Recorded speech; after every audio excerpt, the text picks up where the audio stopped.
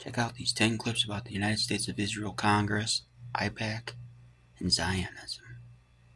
You know, we're not their most meaningful sponsor. We're not sort of paying for the operations of the British government. So I got to say, and this is, it's weird.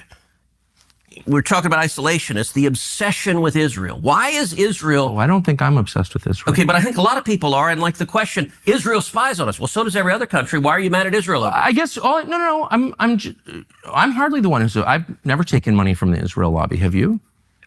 Taken money from the Israel... From AIPAC. So AIPAC raises a lot of money for me, but it's actually a misnomer because the people who raise money are individuals. Right. So it's not the PAC itself, but they're individual members who believe in the American-Israeli friendship and relationship. Is AIPAC a foreign lobby?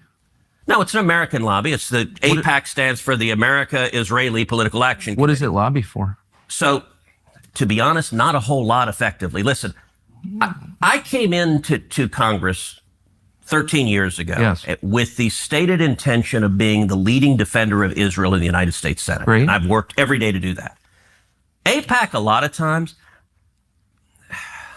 AIPAC, I wish were much more effective. Like, there are folks online who are in the fever swamp of terrified of AIPAC, and AIPAC... I'm not terrified of AIPAC at all.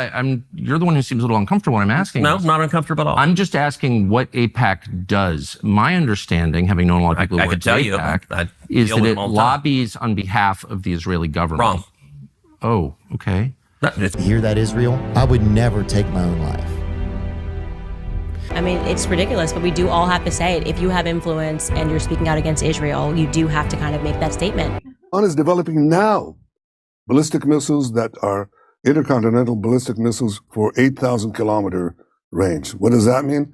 They add another 3,000 kilometers, and they've got under their atomic guns, the New York City in target, Washington, Boston, Miami, Mar-a-Lago. We have to fight with the weapons that apply to the battlefields in which we're engaged. And the most important ones are the social media. And the most important purchase that is going on right now is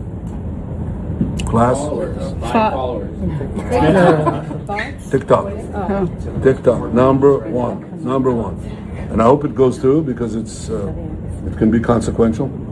And the other one, what's the other one that's most important? X. That's very good. And, so we have to talk to Elon. He's not an enemy. He's a friend.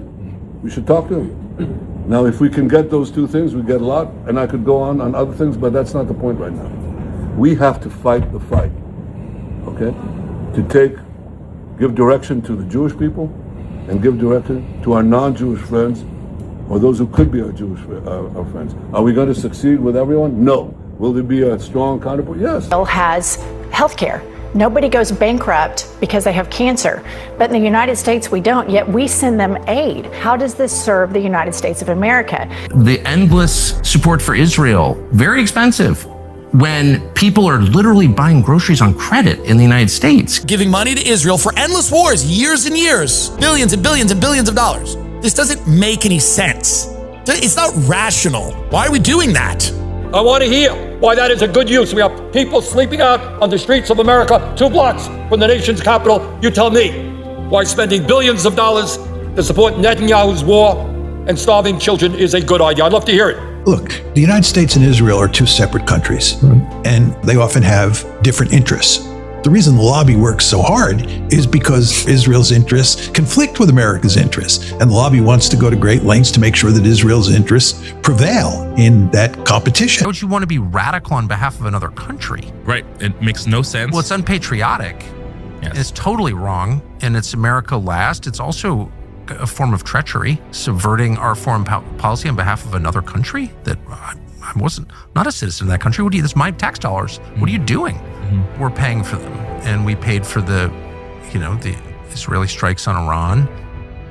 And I've said this to anyone who will listen. I think this will end the Republican Party. I don't think they're going to get elected to anything anytime soon after this if they don't pull back and establish independence from this Israel or any other foreign power. It's not about Israel. It's about letting any other foreign country run your country. You can't have that. They want to cover up their killings, their genocide, with more genocide, with more killings. When you control a people, a large amount of people, of 2 million people, when to have electricity, when not, when to have water, and when not. This is the outcome. Zionism is basically built up on mistrusting God.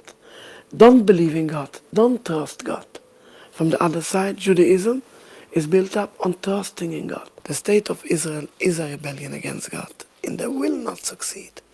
They will come to an end. A person who can justify genocide, a person who can commit genocide, I can't count him as a Jew. People who justify genocide, there are more Nazis than Jews. Lobby AIPAC, which is a very, very powerful lobby. The truth is that every U.S. president, since, with perhaps the exception of Trump, I'm actually not sure about that, but every U.S. president since Jimmy Carter, I know for sure, excluding Trump, every one of them wanted a two-state solution.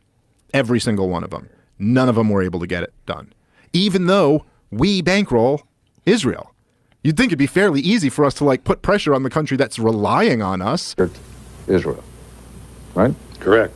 I put it more bluntly. I said, as I told congressional leaders during the 1973 Yom Kippur War, no American president will let Israel go down the tube. All right. Democrat or Republican, it's not an issue. That is stated fairly categorically, and yet in your book you make it clear at the same time that Israel really is not of any enormous strategic value to the United States anymore. That's correct.